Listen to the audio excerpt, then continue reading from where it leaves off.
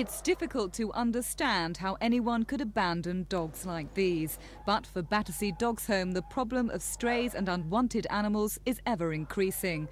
Tracing the owners is virtually impossible. Some 23,000 dogs are handled by the kennels every year, but less than 15% of owners are found. There's now no law forcing them to register their pets, but the RSPCA and the Battersea Kennels believe a compulsory registration scheme would force dog owners to behave more responsibly.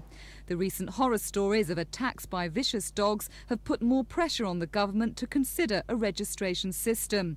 While it might not allay current concern over the Rottweiler breed or necessarily prevent tragic attacks, critics believe it would make owners more responsible for their dogs. At Battersea, they're now promoting a tagging system which would make registration simple and foolproof.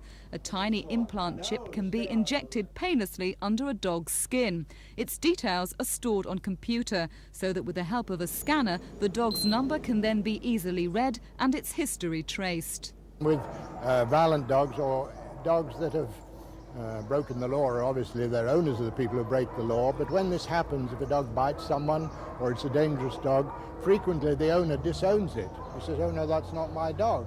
And there's no way you can prove the ownership of a dog at the moment.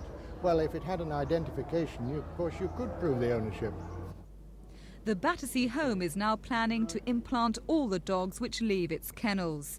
The government has persistently resisted the pleas for registration. The dog licence system was abandoned as too expensive to run and ineffective. Local authorities were given powers to deal with the so-called dog problem. But Battersea Dogs Home believes it's time for the government to come up with a properly coordinated solution. And the kennels are confident that electronic tagging is the key to an efficient registration system. This is Teresa Driscoll for Thames News.